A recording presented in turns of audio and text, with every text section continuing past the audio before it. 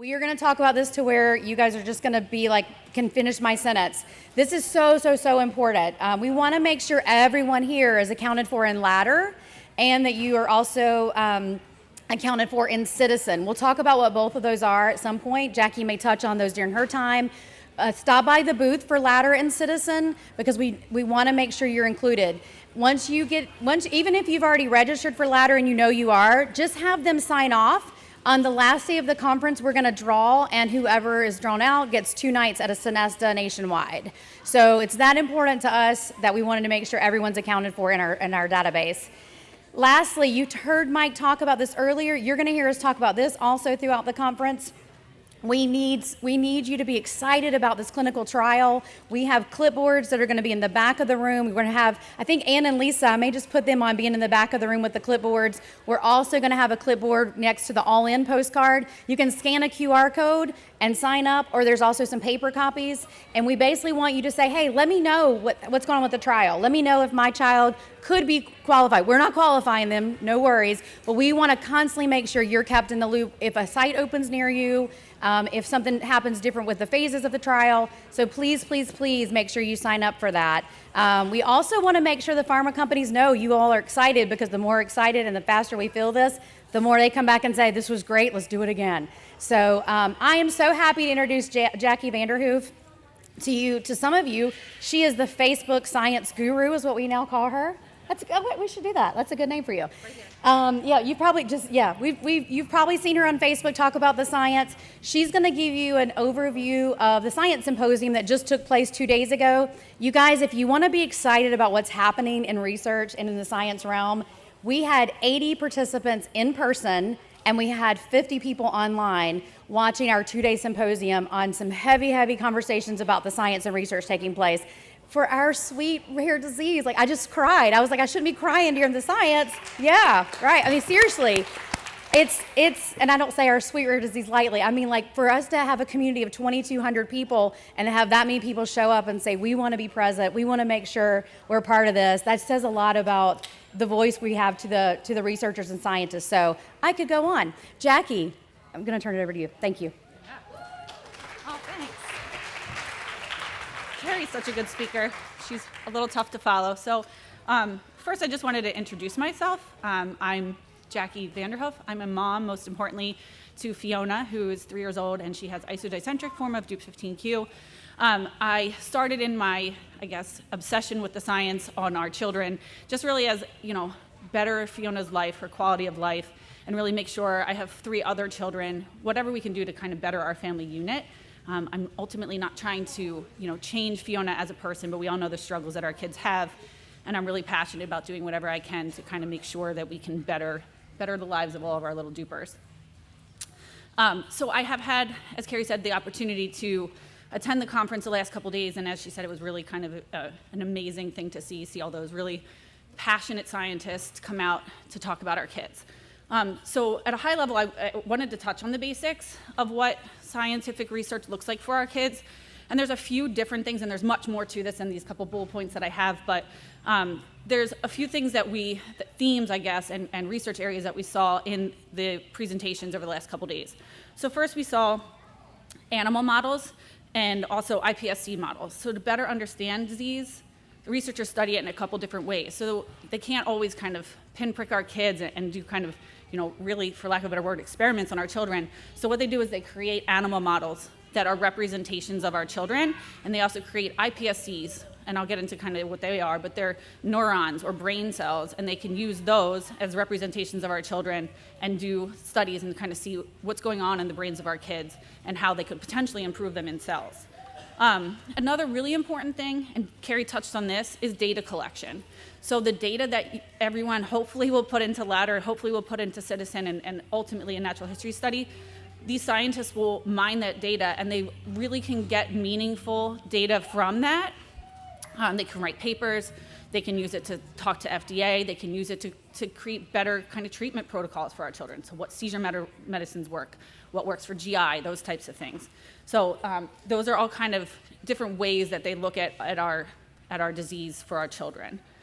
So briefly, before I dig in a little bit more, I wanted to, and it looks like a lot here. I know this is kind of a crazy diagram, but it's important to kind of understand what's happening in the genetic level for our children. So all of our kids have an extra genetic piece of a chromosome. Okay, so we all have 26 or 46 chromosomes. We should have pairs. We all have in our children an extra piece of the 15th chromosome. And it can be a little bit bigger than this, it can be a little bit smaller, but it has to contain its basically points on the chromosome 112 to 13.1. And why that's important is because there are certain genes in that chromosome region that scientists think potentially are causing the issues in our kids. So really, to help our children, we're in an age of genetic and precision medicine. What they're hoping to do is target those genes. So first they want to find out what the genes each of them do, and then if they can see that they are the problem, they could potentially target those genes and create medications that can helpfully ameliorate some of the issues that we're seeing in our kids. So there are several genes of interest, and we'll see those in the talks that were presented. I don't have a pointer here, but UB3A is the first one, and you'll probably hear that in a lot of the other scientist talks. So I will say that kind of scientists and academics that are going to be presenting over the next couple of days are going to build on what I'm talking about and in a much more sophisticated manner as well.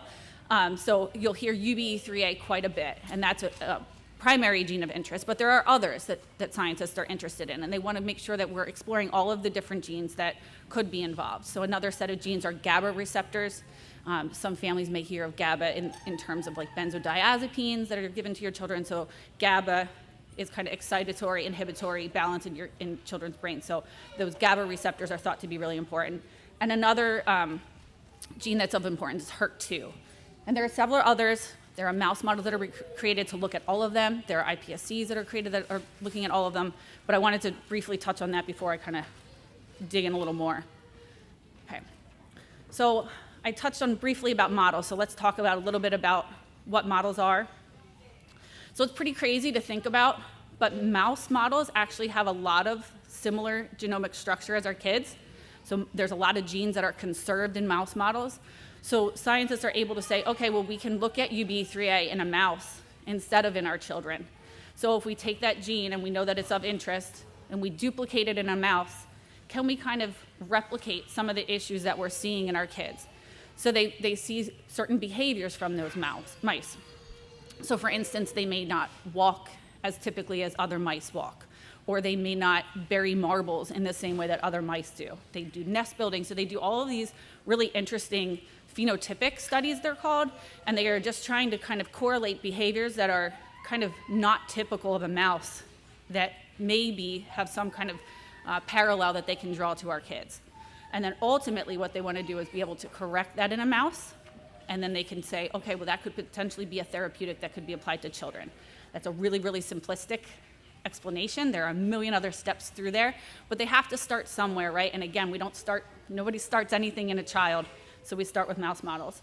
Fruit fly models also have conserved genes, and so we have a really amazing scientist, Dr. Ryder, who works in fruit flies, and he works with UB3A that has extra copies of UB3 in fruit flies, and he's able to do a lot of really amazing studies on seizure medications in those fruit flies. So he can really make those fruit flies have tons and tons of seizures and then correct them and see kind of what medications can help, and then ultimately help our children with seizure control. And then finally, iPSCs are a little bit, I think they're most far-fetched for me when I was kind of learning about models and how to think about our disorder. But an iPSC is basically they take a blood sample from our children, and they turn them into iPSCs, which are induced pluripotent stem cells. So they create stem cells out of the blood, and then they can take those cells and turn them into any type of cell they want in the body. So for our children, ultimately they are focusing on the brain, so they create neurons. And those neurons kind of have behaviors similarly to a mouse. So they can see that they're firing, it's called, so like it's hyper excitable. So they can see that they can do patch clamping, it's called, and so they put little probes on these tiny, tiny, tiny cells, and they're able to see different things happening in that cell, and again, correlate it to something that's happening in our children. And the really amazing part to me for iPSCs is that it is human. So mouse models are important, fruit flies are important, but also really looking at human cells, and so human cells are really important as well.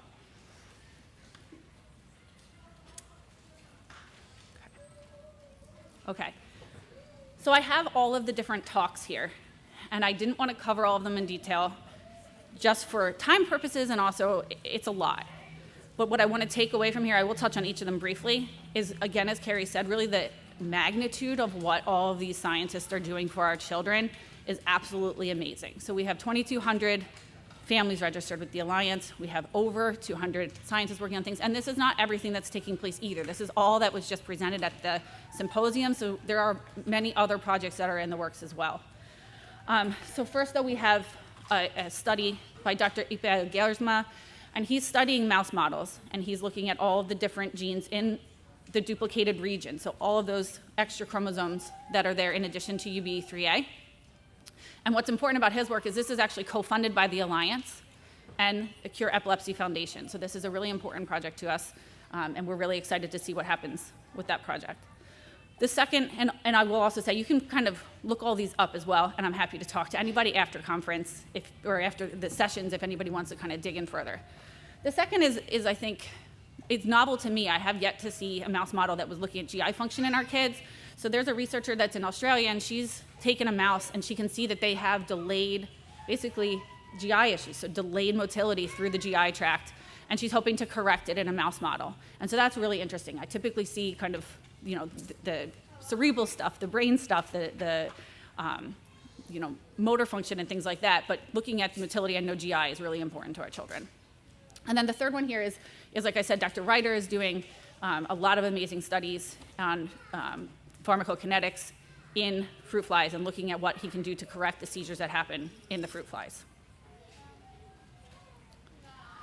And so these are also continuing models. So those were the mouse and fly models. These are iPSC models. So we have a researcher, Gilles Trevet, and he's been looking at UBE3A and HERC2 and kind of how they work together. So that's really important. So we want to look at how these genes work together. They could be kind of, one could be affecting another gene. And so if we kind of start breaking it down gene by gene, they can really kind of see if there's anything they can do and anything that is kind of amplifying each other in terms of the genetic background of our children. Dr. Arnold Kriegstein was working in postmortem tissue as well as iPSCs, but I touch on that because it's a sensitive subject, but it is important, and I want families who have unfortunately had to donate brain tissue to realize that it is really important, and it is going towards work that could help future generations. So he's working in postmortem tissue and able to kind of see what's taking place in the cellular level for our children in those tissues. And then finally, Dr. Levine is here, and he was taking a look at sodium channels. So if anybody has done a lot of research on epilepsy medication, you can kind of see that they target certain mechanisms of action. So a sodium channel is a way that a epilepsy drug or a seizure drug can work. And so he's identified this sodium channel kinetic epilepsy medication or mechanism essentially to look and see what he could do to correct the seizures and those phenotypes that he's seeing in the cells in a dish. Okay. I won't touch on all of these individually, but these are all speak to kind of how important the data is that we're collecting and all the different projects that can come out of that. So we have researchers who are already mining the data, looking at kind of if there's themes, if there's things that they can do, protocols that they can create that can help our families learn a bit more about what we can do to help our children. We're also doing a newborn screening project, which I think is very important. I think I'm one of the few that got diagnosed really early, but just because of my daughter's seizures, but I do know that there are probably many in this room who had waited years for a diagnosis. So instead, what we're working hard on is getting a newborn screening so that all children can be tested for the 15q disorders, which are Prader-Willi, Dup15q, and Angelman syndrome. So that'll be important to, not only diagnose families, but then also researchers really want to know how many kids are truly affected. So that'll give us a much better understanding of, in the actual population, how many are affected. It's unfortunate for some disorders, but for our disorder, it is somewhat common for rare disease. So if it is even more prevalent, that does kind of draw interest from researchers. So if we can show that there are even more children out there that need to be helped, researchers want to kind of help our kids. And then finally, we have some more data. Vanessa, I know everybody kind of knows who Vanessa is. She presented her work on the commission. And then finally, we got some seizure data, and we really need that data to kind of be fleshed out a little bit more. The last is from Sarah Potter from the Ladder Learning Network. And so she's presenting on data, but we really need more data. There's seizure surveys in the Ladder Learning Network, and if we can get as much data as we can out of there, we can kind of report back to the families. And then finally, these three slides here start to touch on what becomes important to me and probably to you as families is what this means to you, kind of what the output will be, what will this ultimately lead to. And again, I think the hope for a lot of us is we do want the basic understanding of the disorder, but we also want help, right? So you want help in different domain areas of your children. You might want help with seizures or GI or motor function or cognition. So the first up here is from Dewey McLin, and this is a seizure medication. So it's for epileptic encephalopathies, and it's an open trial right now, so patients can enroll. You're going to have to forgive me at the moment. I'm blanking, but I think that the age is 16 years old. But you can go to clinicaltrials.gov, or I'd be happy to talk to you about this. But this is an open trial that can enroll our children, and it is an anti-seizure medication. The second, as Carrie mentioned, is really, really important to us, and this is because this is a targeted therapeutic to our children and our children only. So this is a medication that comes from Roche, and it's called Quindicum. And it's a phase 2 trial. It's currently enrolling. We have 2 sites. I'm going to touch on it a little bit more in just a moment, but again, it just very important that we show researchers that this is important to us and that we recognize their work by participating in the trial so that they continue to bring us more medications and really kind of keep pushing these things along. And then the third is Dr. James Fink, and he's going to present on his therapeutic later, I think tomorrow. But he's from Quiver Biosciences, and they're creating what's called an antisense oligonucleotide. And that's also a genetically based medication that's targeting UB3A. So again, the idea that we have lots of UB3A, scientists think that's really important. And so the prevailing thought is potentially if you could lower those levels, could you help our children? Again, we don't know, but this is what we're looking to kind of explore. Okay. So again, ultimately, what all of that leads to is our pipeline. So this is our therapeutic pipeline. This is all of medications and therapeutics that are either in progress in development or already in clinical trials. So we have 2 ASOs, antisense oligonucleotides, that are in preclinical development. So scientists are kind of working behind the scenes. They're creating those drugs. They're doing all of the tests that I kind of just talked about. So they're testing them in mice. They typically also test them in rats. They test them in all different animal models to ensure safety, and they ensure potentially that it works in those animals before they bring them to our children. Okay, we don't want to ever go from just a dish right to kids. So we go through all those testing, and so that's all happening behind the scenes in preclinical development. And then there are 3. Well, we have 1 approved. So Zogenix Fintepla medication is already approved, and that's for Lennox-Gastaut. And I know a lot of our children already have that designation in terms of their seizure disorder. And then there's 2 that are in progress, the ones I just touched on the previous slide. So what I want to urge everybody to do is appreciate kind of the considerable time and money that went to get us to this point. Academic researchers are constantly trying to get funding. So the funding just doesn't come from their academic institution. So they have to go out, they have to get grants, they have to really pound the pavement to get more money, and they're choosing to use it to look at how the disorder affects our children and how they can help them.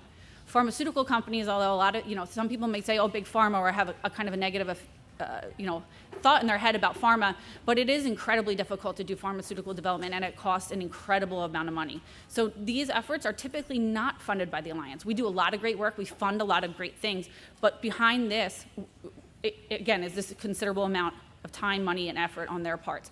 And the reason that I'm saying that is that I really think that it's now our time as a community to kind of meet them where they're at, and we kind of have a little bit of work to do here.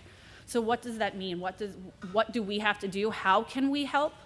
So I urge everyone to kind of really just think about first, before we think about clinical trials, is what this could mean to you participating in a trial. So what would a meaningful improvement look like for your child? I was recently on a call with one of these pharmaceutical companies, and they kind of asked me, well, what would a cure look like to you? Or what is a disease-modifying improvement look like to you?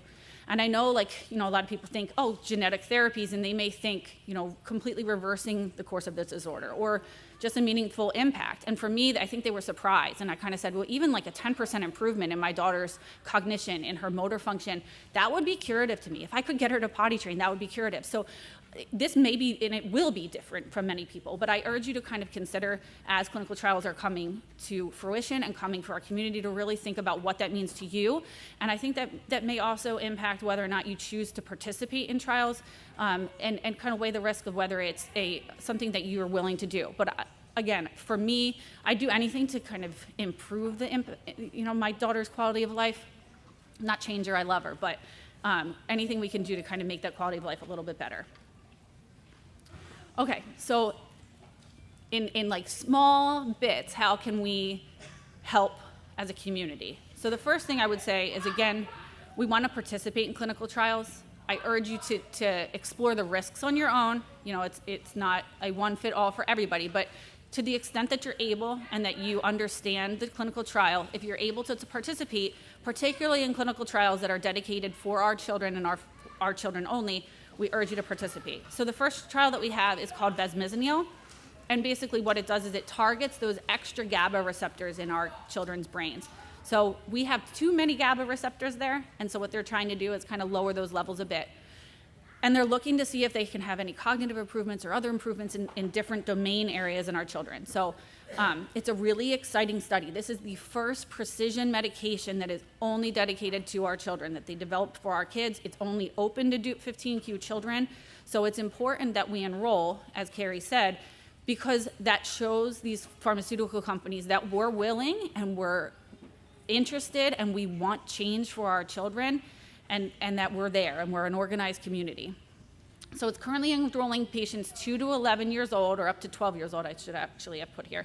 And 2 trial sites are open. One is in Rush Medical Center and one is in UCLA, with several other sites opening in the next couple months. So I think we ultimately hope to have 8 sites. There are also several sites in Europe, and I know one in Australia, so there's lots of different places that you can enroll. And so if you want to get involved, you can read more about the clinical trial at clinicaltrials.gov. We have a screening website, and I'm happy to email this to anybody or write it down for you. Also, if you sign up in the clipboard in the back, we'll be happy to email that screening. So it's just a few questions, and it just kind of will tell you, these are the sites that are open. Are you eligible to participate? And then you'll be put on a list for further contact if you want to participate. And then also you can go directly to the clinical trial sites. They're happy to answer questions. They can help with eligibility. So on clinicaltrials.gov, this is a really simplistic kind of explanation here, but there it will have a lot of information on how old you have to be, any medications that you can or can't be on, things that you need to consider about your kids. So go there to kind of learn more information there. And then finally, data collection. So this is so important, and this is something that every family can do. It's a lot. I get it. My kid is like a tornado. She's all over the house. Things destroyed as soon as I get on my laptop. But if you can take a few minutes at night and enroll in Citizens or enroll in Ladder, it is so meaningful. And what we need is a large subset of data, so a large amount of children, so that we can really gather trends from that. So what Citizen is, and what the difference is that Citizen, you go in, you input your child's information, you give them your birth certificate, and then you consent that they will go out to all of your, institutions that you've given for healthcare, and they will take your data and they put it into their system, and then they use natural language processing. So basically AI. Everyone's heard of like ChatGPT now and all these things. Like they go in and they look through those notes that come from your doctors, and if it says low muscle tone, they might convert it to hypotonia. If it says, fits, for example, that's such an old term, but fits might be, transferred to seizures. So they make sure that that's meaningful, and it's data that then can be mined by scientists and academic researchers. And potentially it's been used in FDA trials for a couple different disorders. So Citizen works in that method that really there's not a lot of upfront, the work is upfront, and then there's not a lot that happens on the back end. They just kind of continue to take your data in as the institutions send it. Ladder works a little bit differently in that you are going in as parents and caregivers, and you are filling out surveys and you're giving information to Ladder on different intervals. And we're trying to make it yearly on your child's birthday. And the reason for that is that some of them are cognitive assessments, so we want a natural progression. So we'd like to look at a child, let's say at 4 years old, then at 5 years old, then at 6 years old, so that gives a certain amount of time. If we look at if somebody fills out the survey, this month and then next month and then not again for 4 years, it's not as meaningful. So we want to get that kind of, spread apart data year over year. So if we can do both of those, that's amazing. That's what Carrie said is the postcard, and you get that hotel stay put in the drawing for the hotel stay if you complete those. Secondly, we're looking to do a protocol-based natural history study. And this is not open yet, and this is something that I'm very passionate about and I think is really important, and it's something that we keep hearing from pharmaceutical companies. And the difference between a natural history study and what the other databases are is that this is protocol-based and it will be administered by a clinician. So a doctor or a psychiatrist or whatever domains that we're asking them to explore, they will be the ones who are going and they're doing it in a very regimented way. And so they're each trained. So let's say if we had 3 sites in the US, you went to each of those sites, all 3 of those clinicians should be administering the tests in the exact same way. And what that hopefully does is it takes away some of kind of the parent input. Like my daughter hugged a baby the other day and I cried for a half hour. That was amazing to me. That might not be as meaningful to a researcher. They might care, but if I were to fill out the research that day, she was a genius, right? Like she hugged that baby.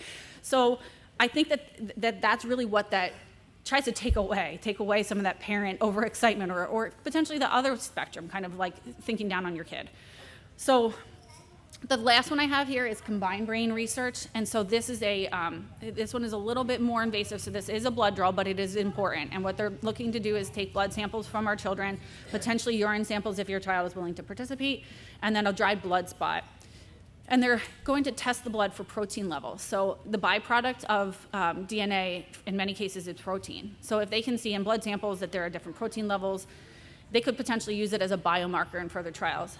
Now, we don't know what the outcome of that will be, but it is something that's available for us. And Combined Brain is a consortium of other neurodevelopmental disorders. So there's a lot of different disorders participating in this project. And then ultimately, in kind of the second half of next year, we'll get a readout from that study. And this was a great opportunity to have so many children in the same space to kind of get as many as we can. They'll do consents down here in the kind of lobby area, and then there is a private space if you want a space to have the blood draw done so that it's not kind of in the lobby to do that. Okay, so finally, I feel like I talked really fast. I don't know where I went for time, Carrie, but I want to thank all of you guys for listening to my talk. I was super nervous, but I made it. And this is my daughter, Fiona, again, and really thankful for all of you.